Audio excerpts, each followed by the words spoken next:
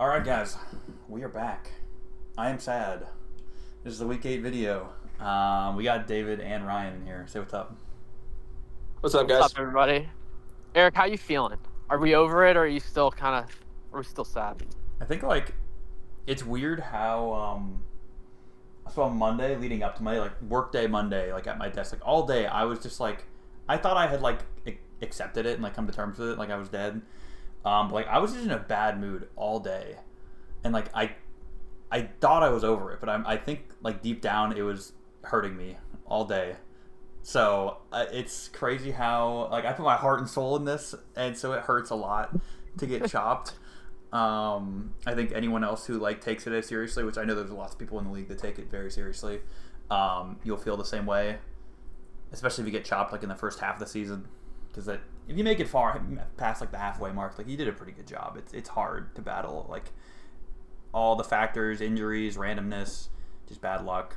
But yeah, it's sad. It's very sad. But I won't try to make it too much about me. I'll give my whole pitch on where I think my team was headed if I could have survived on my slide. But I don't want to make it all about me, although it is sad.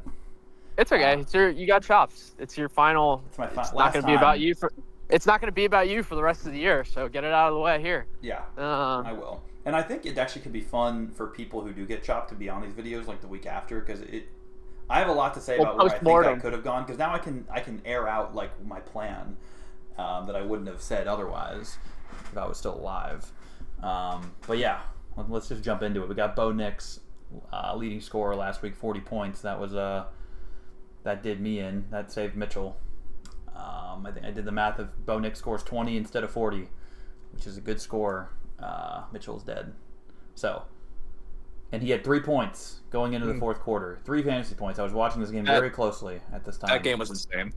37 fantasy points in 15 minutes of football. I don't know. Oh, okay, yeah. Chopped me. 13th place. I think this is my worst finish. Or no, when we had 18 people the first year, I think I was 13th or something, around that range. But yeah. 2 of the 3 years didn't make it past the halfway mark, so that's the way it goes for me so far to start this the first 3 years of this league. And we got some new Grim Reapers on the list. We got Chase Brown and Wandale Robinson. I still think all of these check out as people that make sense. Maybe not Wandale, because Wandale's I was gonna say both of those guys had pretty decent games for you. It wasn't their fault. For me, it was not their fault. Yeah. I think it makes sense that they're on the list, but ironic that they're added because of last week. Yeah, Mark. It makes sense. Mark got Chase Brown got Mark, and Wandale got Phillip on a bad week when Wandale did not have a good week. But for me, they were decent. Xavier Worthy still starting in a lineup. I think he's on Jake's lineup. Devonta Smith finally popped off last week. Maybe he won't continue to reap people. Are these people who were started on losing lineup? Why is Travion Henderson on this list? What are you guys doing? Well, he's not. I'm about to. He started last week too. I think there was some value against Tennessee if you wanted to bet on them blowing them out of the water. I think that was a very conceivable. Right. They're gonna go up 20, and Travion is gonna get in the end.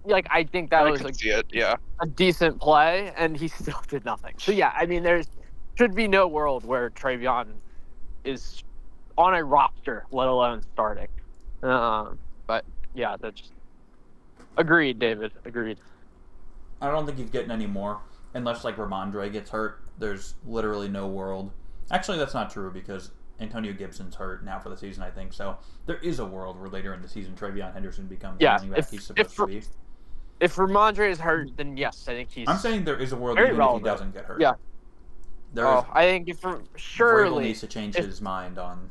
If Ramondre goes down, Travion would get carries. That would be he must Vrabel would sign a veteran or something. Vrabel would sign a veteran and play him over Travion. Vrabel's going to sign Dalvin Cook and start him. He'll send Antonio Gibson out on a torn ACL or whatever he has. All right, we gotta keep moving. Yep, keep moving. All right, top 25% of last week. It was Walker, Jake, and David. This was average of 126, down 4% from last week at like 131. Solid stuff here. Walker getting his, I believe, I'll correct myself if I'm wrong, his first star. Might be his second. I know he's gotten some flames. Bottom 25%, I get chopped. Cooper gets the trash can, not Mitchell. Mitchell gets an ice cube. Fleming also gets an ice cube, and that seems undeserving because Fleming scored like 99. It's kind of a big gap after me, Cooper, Mitchell, but he is in the bottom 25%. I don't, not that it matters, and this is obviously very objective, but I don't mind Fleming getting an ice cube because I think he got 30 from his defense. So, there you go. Anyway, counts all the same, but if you want your argument for maybe Fleming wasn't as good as the score would lead, there you go. I mean, so average score of the week was 90 of us four. Fleming pulls it up a bit. Mitchell was over 90, I think, by a little bit. If I'm not mistaken, up 31% from last week. Going into like my last players, like Amon-Ra Monday night, like after he scored the touchdown, I'm like in the low 70s or mid 70s. I'm like, dude, if he gets like just a little bit more, I hit 80. Like, am I really gonna get chopped with 80? I mean, I almost did. I ended up with like 79 because he did almost nothing in the second half. But like, I don't know, because there were other teams out there that were still at like 60 something points. I was like, am I going to get chopped with 80? Like, this is crazy. But, it is what it is. JC and Joey went with 80 and 83, which, like, I know that was pre-buys, but still, that was week 4, So, like, we haven't... And then I think it obviously dipped after that, but I think maybe this is kind of the first sign of, like, maybe late 70s doesn't do it anymore. Maybe I think we're getting there. We'll see about this week with the 6 bye weeks. A lot of buys. Huge bye week prediction this week. Actually, let me just go to the next slide because I think it will tie in because this is the box and whisker. First off, this is crazy. Like how dense this is. Like, there was not a lot of that. So dense that me and Walker were outliers. Apparently, I didn't feel like I was that bad, but apparently, just relative to the mean here, I was. And Walker and Jake, they're so close in score, they're overlapping. That's Walker and Jake up there. So, yeah, fun stuff. But what I was gonna say is, with the week 6 bye or the 6 teams on bye, it's gonna be insane this week. I think the floor goes back down to here for like a surviving score, like a low 70 you could survive. I think is how it's gonna be. There's gonna be a team in like the 60s die. It's going to be a really, really, really low scorer. We see teams out there that with lots of potential to do really bad. I mean, not to call out but Mitchell. Mitchell's team has the potential to do really, really, really bad if things don't go right. Like Terry McLaurin doesn't play, and the guys he has just don't show up. But yeah, any other thoughts, guys? I heard you started to say something. I could see. Yeah, I think ultimately, we'll get to it when we show who voted for who, but I think it's pretty subjective that Mitchell has the worst team this week. But I think there's worlds where Jack, David, teams that are pretty heavily impacted by buys, have pretty low score. I think we see some lower scores this week. I do not feel comfy going into this week. We'll get more to it on my slide, but I think there's a lot of teams that probably are not feeling as good as they should be, and we'll talk about it on Mitch's slide. But Keon could go for 20. He could go for 2. He's a boom bust guy. I think if he's much more bust than boom, if we're being honest. Correct. I totally agree. But he's shown that he has it. And so I think there's a lot of teams that are. That's it. Yeah, I think there's a lot of teams that are a boom game away from a Keon from being in the mix, Mm-hmm. Completely agree. It'll be a fun week.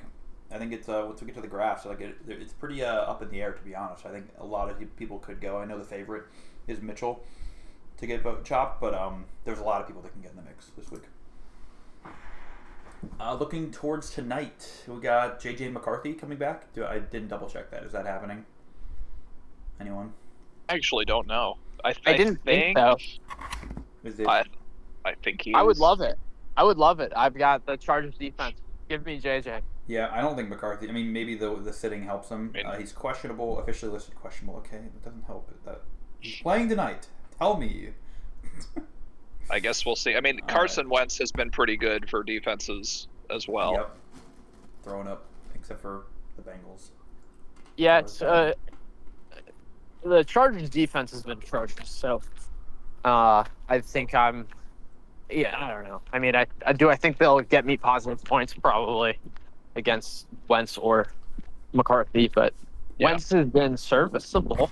McCarthy had like 2 good quarters against the Bears, so a little less convinced of his legitimacy. But yeah, a lot of people being started tonight on both sides. The Chargers have so many fantasy relevant weapons right now, and Ryan, I think you have 2 of them, right? You have Gadsden and Heenan.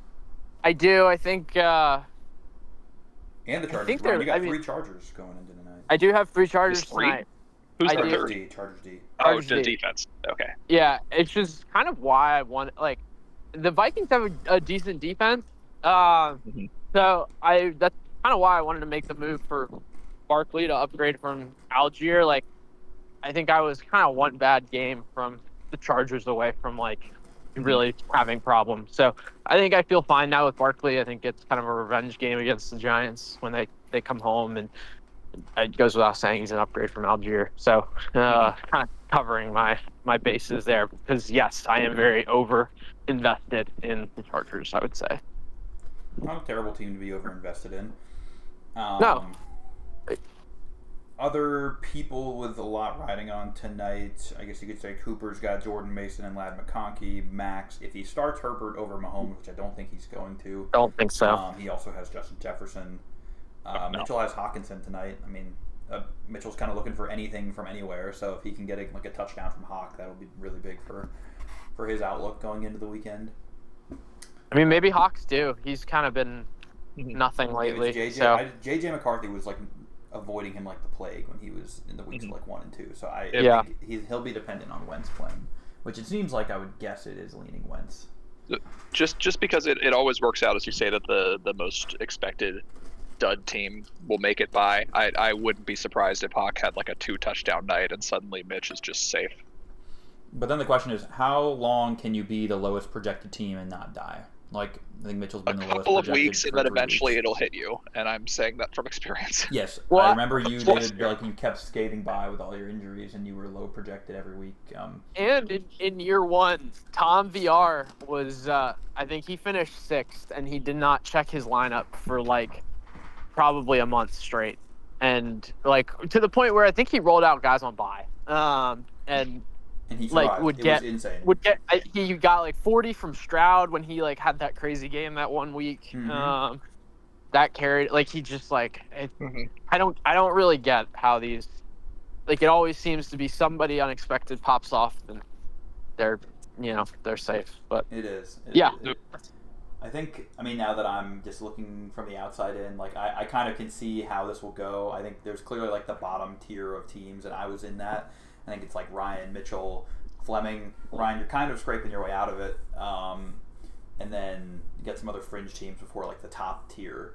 But one of these low teams is going to make it out. And like something is going to go their way. And they're going to get a good player, a good fab, or whatever. And they're going to be a contender in a couple weeks. I think that's usually how it goes. And then someone unexpected is going to die some week. It's never as cut and dry as like whatever it looks like right now is how it's going to be. And I think too, like, I think Mitch is like, his hand is kind of being forced because he just has so many players on buys. But like, for instance, he dropped Brian Thomas. Like, Brian Thomas got him not a ton last week. I don't remember what it was, but it wasn't crazy. Like 5 points or something. Yeah, but he could have. It's like if you're. Like, well, no, I wasn't even gonna say that. It's like if he held Puka, it's like you kind of just need to get through that that tough spot, and like maybe you're like really sweating 1 week, but like if he made it through last week, like yeah, like it's like, let's say Puka didn't have a bye, then it's like all of a sudden he gets Puka back and Puka's good for 16, and then all of a sudden he's looking up. So it's kind of a matter of like weathering the storm, sweating it out a few weeks, and seeing if you can kind of hold the line. I think he hasn't handled the sort of stress of being in a terrible spot each week. He's kind of, all his like panic moves have been kind of objectively bad long-term moves, like getting rid of Bijan. I know James Cook at the time, he got James Cook out of it, was the RB1 on the season, but I think we all just kind of know Bijan is better. And he gave Fab. Yes. So things like that. I think we'll see if he can keep getting by, but I think each week he's like slowly made his team a little bit worse and worse and worse in the long run, just to make it a little better in the short term. That it's not like a sustainable way to go about it. But he's alive and I'm not, so he can do it again. He can keep doing it. Monday night, not a doubleheader for like the first time all season, it feels like. Just the Chiefs and the Commanders. So we got Mahomes, Pacheco, Hunt. I saw, and I think it's going to be a fun start. Jack Colston is starting Brashard Smith, and I think he's a fun start because especially if this becomes a blowout without Jaden Daniels, we saw what Brashard Smith can start to do, and he's just so much more explosive than the other two guys, in my opinion. Like, I think he could be the Chiefs running back going forward, or they use him like a receiver, so there's that too. Rashee Rice, Worthy, Kelsey, the defense of the Chiefs, and then not much from the Commanders because no Jaden Daniels, just Kroski, Terry if he plays, and then Debo and Ertz. Should be projected to be a blowout by the Chiefs. But anyone have a lot of like doubled up here? I know. Let's see. Max has Mahomes and Pacheco. That's a doubled up. We got Walker with both Kroski and Rice. Those are two big guys. Ryan, Kelsey. I could see a world where Max also has a TC. Max has 3 players. Walk has a very safe team. I wonder if anybody gives him a haul for Rice or Kroski and Merritt. God, I wish I got. I thought I was bidding strong on Rice 2 weeks ago. I bid 20. I bid 24. Missed him by a buck. I just thought 20 was enough. Like that felt like a bit of an overpay, but I wanted to do it because it seemed like a good long-term move, and it wasn't enough. Same. Yeah, that was tough. Little things like that could have gotten me through. I mean, I think there's like I guess what I'll say, like, there's so many mouths to feed on that offense. Like, obviously Rice is just stealing it all. He got the 2 touchdowns, I get, but the targets. I don't know. I'm just trying to make myself feel less bad about not having him. But I don't know. Yeah. Well, it is what it is. This finally all leveled itself out, where everyone who's chopped is actually at the bottom. And we have Cooper is the lowest scoring surviving team right now. Jake up at the top, along with Max and Jack through week 7. So the top 5 here are averaging over 100 a week. So congrats. Cooper's kind of surprising. We'll get to it on his slide, but I think his team's been good. They just keep having bad weeks. I would agree with that. Like, he Saquon also hasn't been being what he should be, and that's hurt him. But he had the Igbuka injury 2 weeks ago. Yep. I think he took like the calculated risk this week to ditch Amon-Ra St. Brown for 2 guys who. He didn't know he did it for. Or he started him over Woody Marks, and Woody Marks scored more. Yeah, well, there you go. But even still, like, he downgraded from Amon-Ra, which would presumably impact his score being lower. Yeah, but anyway, I'm surprised to see him down there as well. Yeah. Let's get on with it. Economy, we got 460 left in circulation. We lost about 100 last week. I only had like high teens, like 17 after my trade, so it didn't lose much from me. It was mostly through waivers. We'll get into those, but so almost 100 gone week over week. Potter still at the top, $73, 16% of the market, owns more than double the average market share at this point. So he's in a pretty good spot. His team's looking pretty good. Walker just got a couple bucks back for Addison, so now he's up from 3 to 10. And then we got everyone else. I think nothing changed too much week over week. Ben spent a bunch to lose and then get Gibbs back. So he lost Gibbs for a week and lost $7. That's great. Wish I could have gotten that treatment. Here, Eric, take Gibbs and I'll give you $7 for your troubles. Was he the one that traded away Saquon for 40 Yes. and then bought him Yeah. back for Yeah. 65 So he totally last just year? he is so like clearly just does not care about what people are going to say about it because he just wanted Gibbs back. Like he felt like he made a mistake and he wanted Gibbs back. He felt like he made a mistake with Barkley. He wanted him back. He's like, It's working out for him. I mean, He's got a solid team. yeah, no, it's just funny. I respect that he just doesn't care that people are going to roast him for it, and he just does what he wants. Got to make every trade in a vacuum. That's what I have been telling myself this year. Amidst that, every trade in a vacuum. Can't look at what it just went for. Gotta forget the past. That's what I've been telling myself this year amidst bad move after bad move. So, except in this case, the past was 1 day ago, which is a little different. Yeah. Yes. I understand the difference here. Yes. But I know what you mean. You can't always compare to previous trades. All right, big bye week. Mostly the big teams, the big players. We got the Lions are losing like Amon-Ra and Gibbs. Laporta, you could even say the Rams are losing Puka, Devontae, Kyron, JSN on the Seahawks. A lot of guys on bye. Genty, David's feeling that. Oh, yeah. David, that's probably a blessing in disguise, dude. I have him in other leagues, and he's just... Their offense is so frustrating. And their offense is terrible. What's more frustrating, the Raiders or the Texans? The Raiders, or both. The Raiders. But I would say the Raiders. Like, Janty gets, he gets work. Like, he's the workhorse back, and you have to start him. But I think he kind of just hurts you. Most weeks. 31. If the matchup is mid to good, he will do great. If it's a really bad matchup and 31-0 is, you're not going to have a good fantasy day as a running back if you're on the 0 side of that. Yep. Mm-hmm. And this is supposed to say week 8, by the way. Oh yeah. Yep. There's always a week that the NFL just loves to screw with fantasy players by throwing a ton of teams on bye. Yeah. There's always a 6-team bye week at least once a year. Yep. And I'll touch on that slightly, as opposed to dumping it all on my slide. This is the point I wanted to make. I prepared my team very well for these big bye weeks coming up, week 8 and 9, and I was not going to be hurt by them almost at all.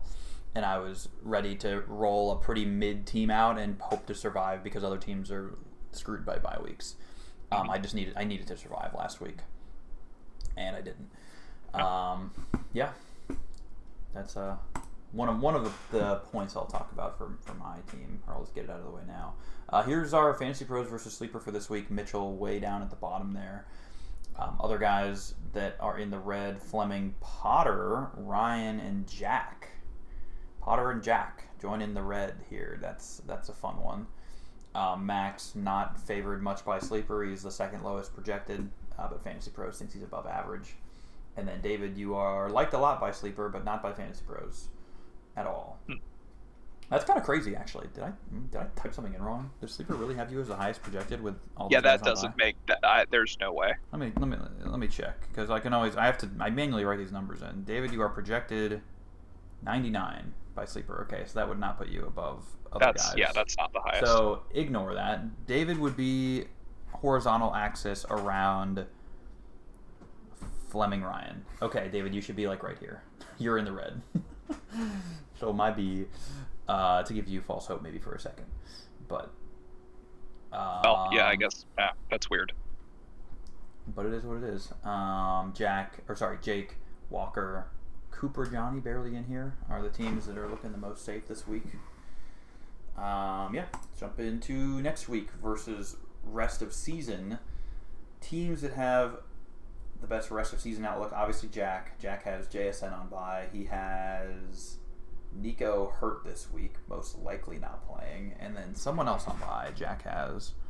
So Jack is definitely one of the teams, along with David, getting impacted by the byes. ETN is his other guy on bye. So, but a great rest of season outlook. JSN's insane. Jake also with a great rest of season outlook we've seen his team. He didn't make any changes this week. It's still really good. Walker, Max as well, looking good. Potter looking good rest of season. And then the rest are below the average for a rest of season rating. Mitchell and Fleming way down there. Ryan, not much else to say.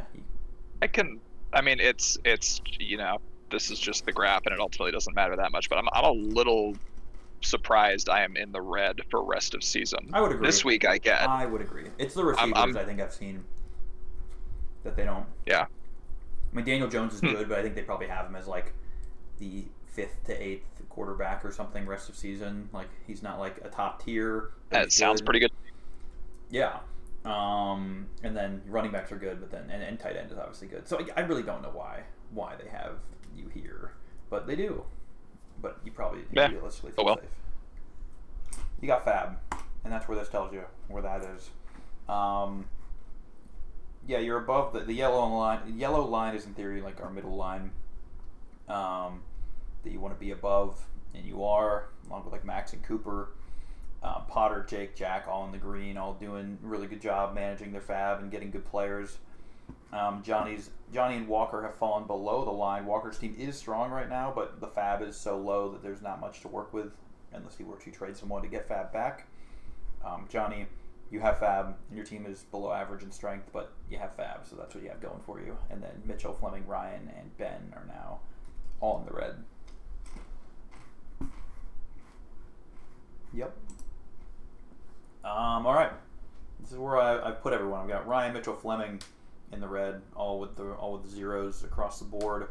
Our solid overall is going to Jake and Jack. I think those are kind of the best two teams easily in terms of current strength and Fab.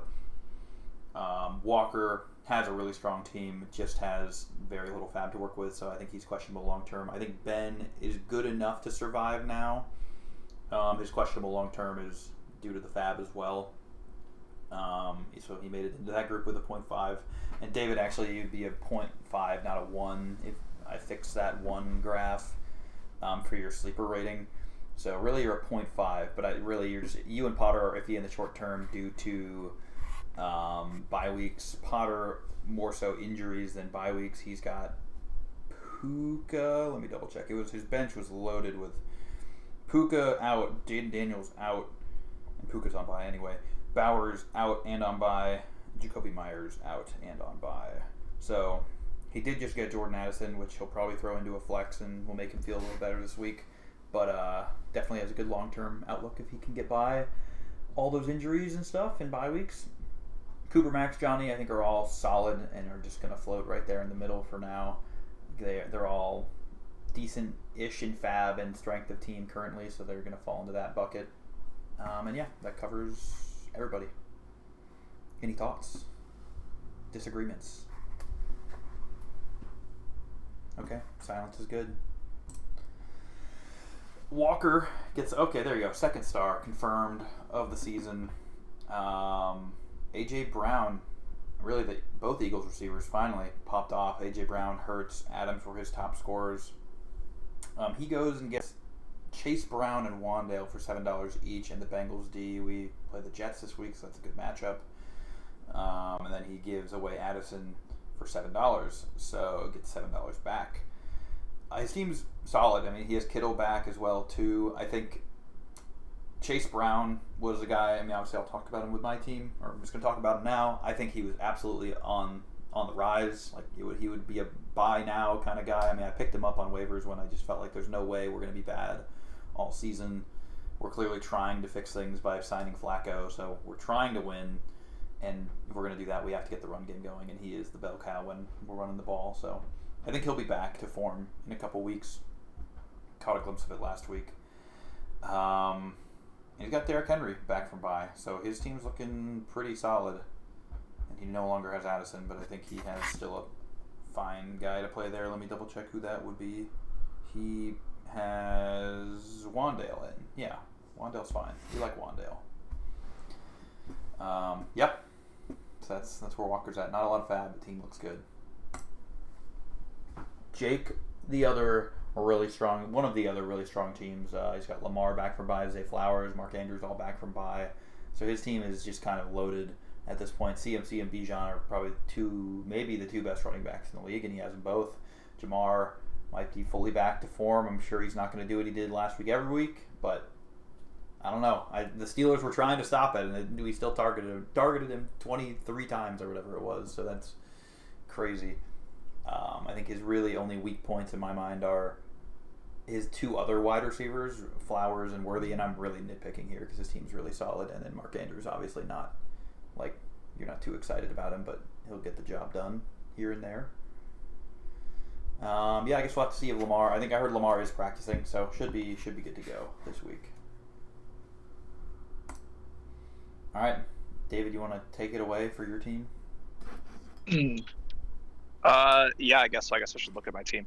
I am a little salty about. I mean, obviously it sucks to lose Mike Evans for the year, but just the way that went about really sucked because he played the game. So I didn't get a 20. I should have had 140 points this week with Travis Hunter, but Mike Evans, because I had him as the auto sub. Mike Evans played the game, got no points, and then got injured, and is out for the year. Auto sub again? I forget.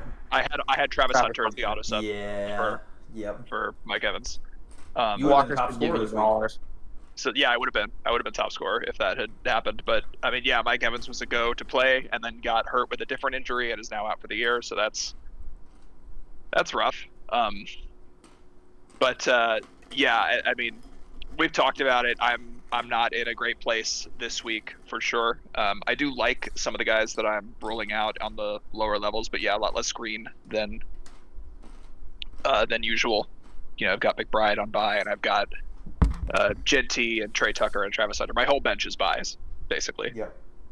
So, who are the? Yeah, I got Kate Otten as a flex. That's not ideal. And then who's the other? Josh who's Downs. The number 12? Tez Johnson and Josh Downs. And then Josh Downs, yeah. Yeah, I think Tez. I'm actually very happy to have Tez Johnson. Tez is a fun play. He's not going to be loved by the analytics, but I'm very happy to play him this week. I'm starting him in a 10-person non-PPR. Granted, don't worry about the rest of my team, but that's how I feel about him. I think I like Tez. Yeah. So I think like I am more worried than I am on the usual week, just with the buys coming up. But I do think, you know, I've got, you know, Jonathan Taylor, Daniel Jones, and the New England defense, like those three combined. They could go for 100 by themselves. Yeah. I love Jonathan Taylor so much. He's so great. Yeah. He is awesome. Yeah. So, but yeah, definitely it's bye weeks are tough this week for sure. Your biggest concern should be them pulling him at halftime. Oh man, I didn't think about that. Don't be putting that evil on me, man. No, yeah, I think Tennessee with that after firing Brian Callahan, you know, I think they were starting to show a little more signs of life on offense, kind of. So like maybe they actually keep doing things. And that tends to happen after you fire a head coach. Colts defense they're solid but not great. So if they're really I would definitely I would say they're borderline elite. Yeah. They could be scored on though. Like they're not sure. I think the Colts have had a couple of days, but also I haven't seen them pulling JT out. I mean, I think there was one week where they pulled him like into the fourth quarter, but that was after he had already done. But they just keep. I think he had scored 3 touchdowns already that week. Like with JT, like he'll have 2 touchdowns and 150 yards. Like, yep, we're gonna keep running them. Like, all right. Mm-hmm. So yeah. I also do think that among most of my players this week, I've got some pretty good matchups as well, even if the players have taken a hit from, like, Kyle Pitts has a really good matchup against Miami, I think, and the Colts have a great matchup, and Brees has a great matchup against Cincinnati. So I am okay. Well, just kidding. I'm sure you will, but bye weeks are tough, but I think that I've put together some decent filler players, and they've got some decent matchups. Hot take: Brees was going for less than 5 points. They're going to get behind so fast they won't be able to run the ball. I mean, it is the Jets, so that is Brees' biggest problem. Yes, is that he's on the Jets. It is 100%. And I'm at the point now where I'm really hoping they trade him. Yeah, that would be ideal, wouldn't it be? I mean, ideal would depend on. You're also looking decent long term. So yeah, you just need to get through this week, and you'll be back on Yeah, I've got some fab to leverage against. I'm so used to getting screwed by injuries just in general. I don't tend to get very lucky with that. So I've been wanting to keep some fab in the bank for whenever Jonathan Taylor tears his ACL, and I need to. I was about to say, in a meaningless game against Tennessee where they're blowing them out in the second half, he's going to go down. because they didn't pull them at halftime. Yeah, let's really hope not. So let's pull him. Actually, let's pull him. We got to keep his legs fresh. All right. Yeah, but first flame, so I'll take it. There you go. Potter's team. He is definitely on the up still. I mean, he's in a little bit of trouble this week with buys and injuries, but like his team as a whole has been on the up for a couple weeks. He's one of the teams, if we look back 3 to 4 weeks, like he was down in the dumps. He barely survived 2 weeks. Hey, actually, sorry, real quick, I gotta step away for a second. I might join back in a little bit. Okay, sounds good. So yeah, Potter needs to survive this week as well, get through some of these injuries and buys, and he could be back to looking good. He's got a nifty looking lineup this week with some kind of scrappy guys, you could say. Flacco at quarterback, that's fun. I respect that. Tyjae, right now it's Tyjae Spears and Fannin in his flex. I think he's going to throw in Jordan Addison. I didn't update this chart since he got him, but yeah. Getting Bowers for 4 is, to me, a steal. Okay, I mean, I know the Raiders' offense is nothing exciting, but if Bowers can come back to form, that'll be good. Vidal still has like 3 to 4. I think it's 4 weeks until they're bye, and then we expect Hampton to be back. So Vidal should get some good production. Yeah, and throwing in that trade from last week he did with Mitchell, which didn't make it into last week's video, he got Puka for Brian Thomas straight up. And then, as we know, Mitchell dropped Brian Thomas because he's on bye this week. So yeah, that's he's been putting together some people, some dudes to make this squad better. Having Puka and CeeDee Lamb is going to be pretty strong going forward. And he still owns the market in Fab, so he's doing some good work. All right, we got Jack's team, another really strong team. The big thing for him is he gets Josh Allen at quarterback, and I kind of foresaw this happening looking at his team and how much Fab he had. I was kind of looking at who's going to go where on waivers, and it was Jack's team that just made the most sense for him to like buy big on Josh Allen. Other teams buying big on him wouldn't really make sense necessarily from a money perspective, like there's other needs, but when you're a team that literally has no other needs besides a quarterback, you might as well do it. And he was going into this week where he kind of needs help a little bit with injuries and buys. So yep. I kind of had a similar thought too. I mean, not that I didn't have nearly as much money on Josh, but it's kind of one of those things where it's like, hey, if you just kind of need like a get me over player without dropping big dollars on like a Amon-Ra or something, it's like, hey, go upgrade the QB and let the Brashard Smiths of the world fly, because presumably Josh Allen Colton Schultz. Yeah, and it's like presumably Josh Allen should provide a level of security that makes him feel okay, which is why he's rolling out the lineup he is. So yeah, I like the move. Yeah, I think when I was thinking that like he was definitely going to be the one to go to try to get Josh Allen this week, I wasn't even looking at how like bad it's going to be this week for him in terms of buys. Other than JSN, I think I knew that, but like the Broncos D, he has them, but like he's not going to start them against the Cowboys, so he's rolling out the Bucs against New Orleans.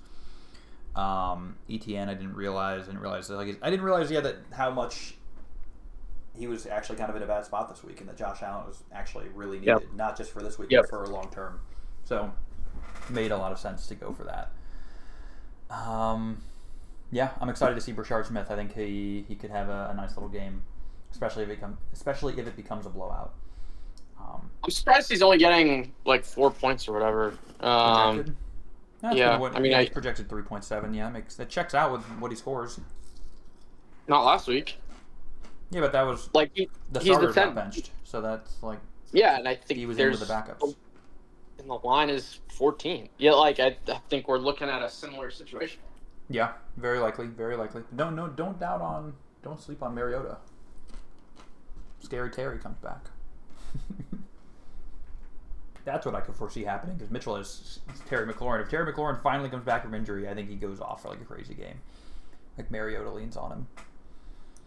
But yeah, Also to throw in, you'll notice in his trade section here, it's just plus 7 fab, and you're seeing that right. Ben just handed him 7 fab. We've been over this. I think it's funny.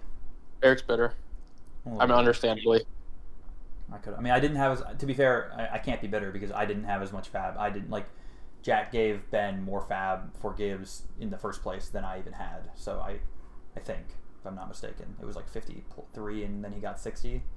I didn't have 53, I had 49, so I couldn't have done it. And I think I also told Ben I don't think I want to give all my fab, which I think that's fair. I texted Eric, but I like the move. I was like, I think Amon-Ra has a big game, and I don't know if we foresaw the Bucks not really producing on offense, which I think is a big reason why they didn't really need to throw the ball in the second half. But I think most people thought that game would be a shootout, as did Vegas, because the line was 54 or something, So I thought in it before you made it, keeping your fab and getting Amon-Ra would have been the better move. But I think ultimately, if I could have negotiated with everybody and come to an offer, I think I still liked that Amon-Ra offer the best, just because I would agree. Keeping my fab, and he still has upside. But clearly, guys like Gibbs and Bijan and guys who are playing Sunday night, Chris McCaffrey, all have an insane upside that I probably needed. But Gibbs also ripped off 14 points on one play. So I think you're looking at a net even, assuming he doesn't do that. Yeah, or pretty close. The other angle to the Bucks being bad on offense and then Amon-Ra not getting anything because the Lions didn't have to really try that hard to throw it later in the game is I also needed the Bucks to be bad because Cooper became my only route to survival, it seemed, after Gibbs hit the 80-yard touchdown. So I was like, all right, I need Baker and Ibuka to do really bad. And honestly, they did about as bad as I could have asked them to do. But then it didn't help Amon-Ra getting no points after that. So just to tie it into my whole story. It was a stressful night, I'll tell you. I didn't want it to be. I'd already given up, but then he brought me back in when he scored on the first drive. Amon-Ra, that is. All right, Ben's team. Devonta Smith, who he just traded for, had a really big week, finally popped off. He's been kind of... I'm just going to say he's been bad this season. He hasn't been doing that. He's had a couple of good weeks, but nothing like that. So we'll see if the Eagles in general can get that passing attack consistent in any kind of way, and maybe get Barkley going even because he's not even doing anything either. But he gets Pollard and Leggett, the Browns D. This is 2 weeks in a row where his defense has been a top 3 scorer, so he might get that again with the Browns D. I don't know who they're playing, but let me double check. But they put up some good high scoring weeks. The Patriots. That'll be an interesting. All right. The Browns have a good defense. I don't hate this. I think they're a top 5 defense. Obviously matchup dependent isn't favorable, but it's if Jack started the Broncos, it's I can't really fault him. Yeah, no, I agree. Yeah, he's got a very, other than Achane kind of being his key piece, the rest of his team is pretty just mid, we'll say. You can get by with, I guess, Dak. I even though he's this week not rated that high because they have the Broncos. Is that right? Yeah. Dak's really solid. But you can get by with a team like this. It's solid enough. It's definitely not in the bottom tier of the league, but I think there's work to be done, and he only has 16 fab, so we will see what he can turn this into. But getting Warren to upgrade the RB2 is probably a decent move for this week. All right, Johnny's team. I really wanted a Judkins gift, but I got a picture. That's better than pulling a college gift, is what I ultimately decided on. A picture from this week's game, actually. Yeah, Judkins popped off. Great game. I think it was 3 touchdowns, right?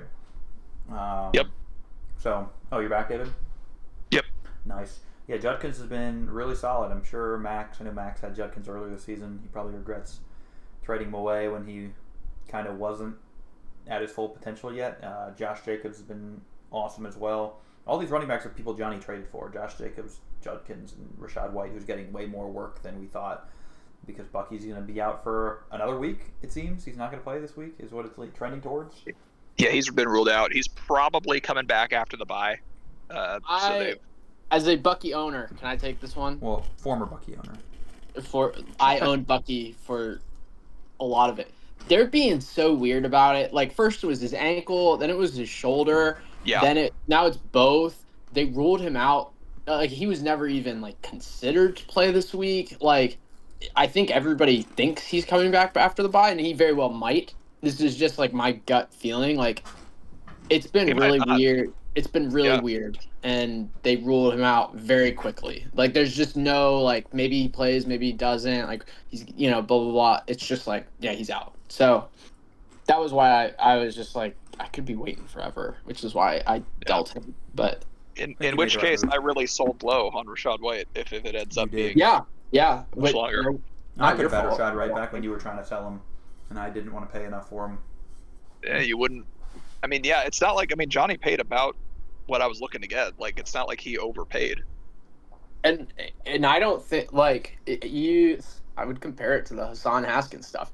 People say Bucky was out like a week or two, so you sold him at what people were saying he was going to be out with, and in the same way, people said Hassan Haskins was like the candidate to lead the backfield, right? And like I'm just kind of like I don't know, I'm not Jim Harbaugh, so I'm basing it off of what smarter people than me say, and they're sometimes wrong. So, but that was also why I wasn't really willing to come much down from like the 14-15 fab thing, because I had a lot of people offering me like in between 5 and 10, and I was picking up some of the weird vibes about Bucky of like it's the shoulder and the foot, and they're not really saying, and it's like he's been hurt before for extended periods of time. I mean, this is just his second year, but even in his rookie year, he had a couple injury stints as well. So I in the back of my head, I did know this was a possibility, but obviously I was secretly hoping that it wouldn't turn into like, if Bucky ends up being out for a bunch more weeks and Rachaad White becomes a league winner, then I'll be kicking myself for sure. Yeah, on the topic of trades I missed out on, I think I told Ryan this, but David, I don't think I told you, and I'm okay to air it out because this guy ended up getting traded anyway, but with Max, Max was looking for a running back last week. I was going to trade him Pollard, who I don't really care much for. And he was going to give me Devonta Smith and a couple bucks for Tony Pollard. And we got hung up on, I came down to 4 fab, and he came up to 3, and neither of us would move. And then he ended up trading into Ben. And if I just moved down to 3 fab, I'm still getting fab and Devonta Smith. I could have had Devonta Smith in my lineup, and I'd be alive. That is fascinating to me, because usually when the difference is 1 fab, someone will move. Someone moves. I wasn't like usually both parties are willing to move by 1. I didn't like Devonta Smith. I told him, and I wasn't even lying, I don't know if I roll out Devonta Smith in my lineup. I didn't roll out Pollard in my lineup, so I was replacing a bench piece. I would have had to roll out Devonta Smith over Kendrick Bourne or Woody Marks at the time. And if anything, I would have done it over Marks, probably. Yeah. I really liked Kendrick Bourne. I understand. I mean, I benched Devonta Smith everywhere I had him, except for 1 league that I was forced to start him when he popped off for 30. So, like, I get it as somebody who has Smith in other leagues. Like, he has not really been an inspiring start most weeks. Yeah. So, yeah, it would have probably felt worse if I did it and then benched him, which could have happened, realistically. So that really sucks. Anyway, I'm getting all the things about me out before we never talk about me again. It'll inevitably come up later in the season when I talk about a trade I missed out on. All right, Ryan, you want to take it away? Be as fast or slow as you want. Well, I have 10 minutes, so I'll try to be quick. I don't know. I mean, my team's a lot of mid, which is fine for now. Obviously, I upgraded Bucky. I kind of, as I mentioned, got tired of waiting on him, and I think this week I wasn't super safe. I think you could probably, and I'm still not, but I think you could have definitely looped me into like the David, Jack, Potter, Jack Holston category of like, yeah, he could go, so wanted to upgrade from Algier. Plus, obviously I mentioned like the 3 Chargers. There was just, against a good defense, I was feeling a little bit of like, if this doesn't go well, I don't want to have to panic. So I think I'm all right for this week. Obviously spent a little bit of fab, but I think I can probably hold with what I have for the next 2 to 3 weeks and hopefully get kind of toward the top of the market. But I think a lot of these guys are just Monty-esque. They get a lot of volume. they're high floor guys, and hopefully that continues to hold water. Obviously it didn't for a couple weeks there, but I think, Keenan was awesome last week. Olave's been good. So, yeah. Yeah, I think what I want to say about your team, and of course it's about me, Caleb Williams, because he's got Baltimore, and I know. with Lamar back, Yeah. The Ravens should actually be scoring. It should be a shootout. In theory. I don't know if he didn't practice yesterday. Who, Lamar or Caleb? Lamar was not seen at practice. Oh, I thought I heard he was practicing Monday. So that's a change from what I. Yeah, I heard the same thing. They're saying he might not play. Yeah. Oh shoot. Okay. Something for Jake to look out, but Jake's fine probably. But no, I was gonna shop Caleb so hard because I have Josh Allen. I'm obviously gonna start Josh Allen. I was gonna shop Caleb Williams against Baltimore so hard to try to get something out of it. But yeah, he should be good. I think even if Lamar doesn't play, he should at least have a better game than 5 points, which he had last week. Yeah, and yeah, Pearsall. I think I was surprised to see him go for 0, but I guess I understand. But I think he's a flex-worthy play when he returns. If we weren't in the week 8 bye, I think he would have gone for more than 0. But yeah, like Ryan offered me to him for somebody, I don't remember who, and I just told him, I was like, oh yeah, it was him for Tez, and I was like, in a vacuum, yeah, I would absolutely leverage the hype around Tez to get Ricky Pearsall, but I can't afford that right now. I don't have any space to bench anybody. Yep. And looking back at the Olave Devontae Adams trade, it was kind of funny because they both popped off. At first, I was like, "Oh, Ryan's mad. Devontae scored 3 touchdowns," and then he's like, "Okay, he's not mad because Olave scored twice." Yeah, there is a window. I think my team started off slow at the 1 o'clock, and I was just like, "Gosh, dang it!" Devontae went for 25. Nobody's doing anything. I was like, "I'm gonna get chopped because I traded Devontae," and obviously I was all right. So, but there was a moment I was like, "Gosh, dang it, not this again." I think this is Olave's first 2-touchdown game of his career. I could be wrong about that. That's wild. I didn't know that. He has not been a big touchdown scorer. Yeah. Yet. I might I got a string of calls. But I think Mitch goes to jump ahead. I haven't picked Mitch, or I haven't picked the least projected, but there's just so many guys that I think could get 0. So. Yeah, and I've picked but he Mitchell survived the for sure. 2 weeks now, and I just know the second I don't vote Mitchell, he's gonna get chopped. And I haven't picked one right yet, and it's just so annoying. I don't like picking the same team every week, but Mitchell's time is coming soon unless something drastically changes, and I don't know when. I think I'm not voting Mitchell this week. Just to. There's other. Poor Mitchell. He's just getting. I'm not picking on him, but there's just looking at it. I just can't. There's no way. It's the lowest projection, yeah. State of the team, he can survive more than 4 more weeks, but we'll see. Things can change. Crazy things can happen. I think the fact that his 2 running backs are rolling out a 25%.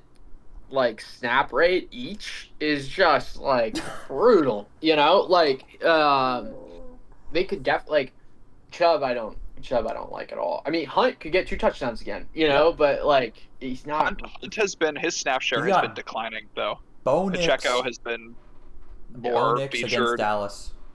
Just that'll be what saves him again. That's a great matchup. Yeah, sure. But anyway, I don't know. We will see. But yeah, that's all I got. I'm a hop. Good stuff. See you guys. See you, Ryan. See ya. All right, we'll try to wrap these up still pretty quickly anyway. So Max's team, big thing is he splashes for Amon-Ra, 34 fab, gets another solid receiver. He is on bye, but for the future will be a good piece. Oh yeah, that's an end game piece for sure. For sure. Throws away Devontae at 7 fab for Kamara. Maybe he regrets that. Maybe he doesn't. Could be a one-off game from Devontae. Which Devontae? Smith. What other Devontae is there? Adams. Oh, Devonta. I guess I don't know. People pronounce it Devontae though, don't they? It's Devonta Smith. Devontae Adams, Devonta Smith. But yeah, okay. Yeah, Smith and after this week, that's looking like an L. But Smith is very inconsistent. So as kind of mid as Kamara's been, Kendra's out for the season. So that is true. And so unless Devin Neal or some other random backup emerges, Kamara's got the workload. Yep, completely agree. And Mahomes is the QB1 of the season. So anyone who is flaming, couldn't have been me, flaming his purchase of Mahomes not at all. Earlier in the season. Love to see it. Probably looks a little dumb right now. So. I mean, from the last 2 years, I honestly can't blame you too much. But I for one love to see the Chiefs doing well because they're going to be thrust into our faces in prime time. So at least it's fun to watch now. Yeah, that is one thing. Like I've hated the Chiefs for years, and for rightfully so. Anyone who's a fan of like an AFC team that's not the Chiefs just hates the Chiefs. Not that you can't hate them if you're an NFC fan, but like.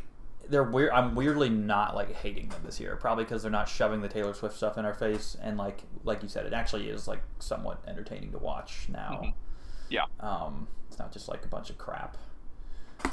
Anyway, it's not a bunch of mediocre play, but then they win the game anyway. Inexplicable wins, yeah.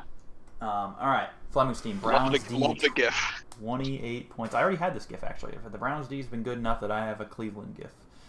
From previous years. We see no green on his chart here, but no red. But keep in mind, red is 12 and below, and at this point, it doesn't like shift up because there's only 12 teams left. It's like 11, as you can see, is a yellow, which is the second worst in the position. So after next week, everything is either yellow or green. So you're going to start wanting more greens going forward. Yellows are not going to cut it. So yeah. Lots of mid stuff going on here. Pickens is good, but he's got a tough matchup. That's why he's the wide receiver, the second worst wide receiver one this week against the Broncos. I could definitely see. I guess Surtain will be on CeeDee Lamb, so maybe it will be fine. Not that they don't have other good corners and secondary there, but Ramondre Swift, Khalil Shakir, Hunter Henry. He's got a lot of the scraps of my team. Khalil Shakir, Hunter Henry, Purdy. I guess was on my team for some time. DJ Moore and Deebo Samuel. These are solid. Flexes are solid. Eagles D against the Broncos. DJ Moore at least has a good matchup, I think. Yes, that's what he has going for him. Yeah. But yeah, I think it's a modest roster here, and he's got Purdy and Henry are the new additions to replace Goff and Laporta on bye, but did not spend any fab. And he got Charbonnet on bye and traded away Chubb, who he was not starting anyway. It does not appear. So. Yep. I think that's probably a net good move for him. That was with him and Mitchell. Yeah, it was a pretty even trade. Yeah, and he got a nice cube last week. Mitchell, also a nice cube. Not a trash can even though for a while I thought it was going to be the battle between me and him at like the 4 o'clock window before Knicks popped off for 40 in the fourth quarter. Man.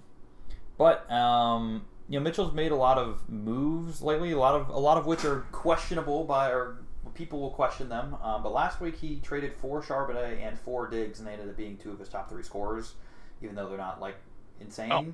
But it's like he's made moves that have in ways saved him. Of course, there's really Knicks that saved him last week. And then 2 weeks before that, he got Hunt for me for $3, and he popped off for 2 touchdowns, and it saved him. So like he's had these like weird moves that people question, but then they work.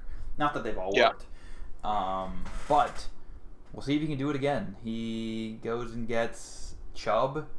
You got J-Mo last week who ended up getting 0, so there's, I guess, an example of someone that didn't work out. But I think, and now he's on bye. So, yeah, he goes and gets, his new additions are Kendrick Bourne for $0, the 49ers defense, who have. They have a good matchup, I think. I don't remember. Houston. Yeah. That's good enough, a good I matchup. guess. Apparently it's orange on here, which seems weird to me. It shouldn't be. I feel like it should be green. But and then Chubb regarding players he can play this week. So no like major additions here really. Kendrick Bourne, if Pearsall's out again, which it seems like that's going to happen, you can hope that Bourne pops off like he did the 2 weeks before. But yeah, having Juwan Jennings and George Kittle back does not help Bourne at all. It does not, and I think. And I would say once Pearsall is back, Bourne becomes irrelevant. Like he props to him for stepping up when the team needed him, but it'll be like a thank you for your help, back to the bench. Yeah. And it was when Mac Jones was playing, and Mac Jones is not going to keep playing, and Mac Jones and Kendrick Bourne had the chemistry from New England. So yeah, that's what I like. That's why I went for him. I was like, there's just no way this isn't going to start working, and it did. The vibes were good. The vibes were so good on that, and it worked for me for a short period of time until it didn't, and it ultimately killed me. All right, Cooper's team. I've had him like decently high on the rankings. I think his team has been good on paper. He just has had bad. We already talked about it earlier. Ibuka getting hurt and Saquon not playing up to standard last week. Baker not having a great week. But his team's looking solid this week. He did a bunch of trades. One was with me to get Sutton and Marks and some fab, a lot of fab for Amon-Ra, and then he trades away Saquon to get Bucky injured. He's probably done with dealing with Saquon at this point, but it always hurts to like sell low on a guy like Saquon. And then he goes and gets Love off waivers for 0 fab, so a good backup quarterback piece there. And Ferguson's been solid, should keep being solid. Oh yeah, he's been fantastic. Yeah, I think as I said in his little summary here, his team's been good on paper, just continues to struggle, but he has a good amount of fab. I think he's second in the league in fab with 60. He's up there, second or third. Sounds like it, yeah. So he's looking good for the future if he can keep surviving. And last but not least to me, there's Kendrick Bourne was my lowest scorer, Broncos D, Hunter Henry. I was ready to move on from Hunter Henry. I just thought I could hold off until Bowers returns, which would be not this week, but next week. You would hope. I would have to roll out Henry again. Bowers is another guy that we haven't. No, Ryan already got him. Never mind. Bowers is another guy that we haven't heard too much about the specifics of his injury, so I almost kind of wonder if, like, even if he's playing next week, I wonder if he'll be on a snap count or something. Yeah, it's a good point. Or just he gets the Raiders' treatment of they're terrible, so he doesn't have a good production. I mean, it worked out fine for him last year. The Raiders were just as bad last year, if not worse. They seem worse this year. They feel worse, They feel worse, but I think one of the reasons they feel worse is because Bowers has been a non-factor all year. Yeah, he makes them producers, a better team. They're guys that were producing. Like last year, they were bad, but like you had Jacoby Myers being productive. You had Bowers being productive. I don't even know who they were running backs. No, I don't think it was like Alexander Madison and who knows who, like Zamir White, kind of. No, Zamir White I was high on him going into the season, and he was like a complete bust. Who ended up being the running back? It was Madison, I'm pretty sure. I think it was. Okay. I think it was. I mean, I could be wrong, but this is our point, though. They had no running backs, and Myers. I mean, and, like, I feel like O'Connell throwing the ball, and like whoever else. And like Geno has been a letdown, but he's better than Aiden O'Connell. Yeah. Maybe their offensive line got worse, but they're a bad team. Pete Carroll now, so. Yeah, Pete Carroll. So that can be a factor. Yeah, but they will be a better team with Bowers there. Like he makes them better. So I'm not too worried. If Bowers is fully healthy, I'm not worried about him. Yeah. I just don't know if he's actually going to be fully healthy. Yeah. I think I ended up throughout the video covering all the things I wanted to say about my team and moves I could have made but didn't make, or where I got unlucky. If Kendrick Bourne could have put up 8 points, I survive. 79, 84, yeah. I mean, it's just little things. Little things could have gone right. Or I could have started Tony Pollard over him, but in the flex, I just don't see a world where I was ever going to do that. What was Tony Pollard's 9 day? Was he like 10? Okay. So like that would have like it sucks. It sucks to know like decisions you could have made. It always comes down to something like that where it's just the littlest things, especially when it's just don't be the lowest scoring team. It's always going to be just these tiny little things. That's why it feels better when you have a roster of like actually good players that you can expect production out of, because then there's no question. You can't feel like, okay, I wasn't going to bench, let me throw like Amon-Ra for Kendrick Bourne, or something stupid like that. I wasn't going to do that, so I can't feel bad that I didn't. But like, there are plenty of people out there that might have started Tony Pollard over Kendrick Bourne, and it just wasn't me. All right, dead. I only got 1 ice cube on the season. I didn't get it. I was pretty mid all season, pretty much, but I made it through for long enough. All right, my Week 8 power rankings. I kept the top 5 the same. I don't think much shifted there. I think Potter's moving up, especially with he's got not a great look this week with injuries and buys, but like long term, I think he's up there in the top half of the league. He could keep climbing. Puka and CeeDee Lamb is a scary combo. That's pretty good. Yeah. Cooper. Basically, I just had Cooper drop 2, and then by merit of that, Potter and Johnny moving up 1. This is a pretty close call in my opinion, but Cooper just with losing Saquon and getting Bucky, an injured Bucky, like that's not an immediate player that's playing. But Cooper's team is still good, I think. To me, it's kind of funny. I think like this is tier 1. Potter might be in it soon, pretty much. But are these rest of season rankings or are these week 8 rankings? This is like my week 8, like my rest of season rankings as of week 8. As of week 8. Okay, Yeah. okay.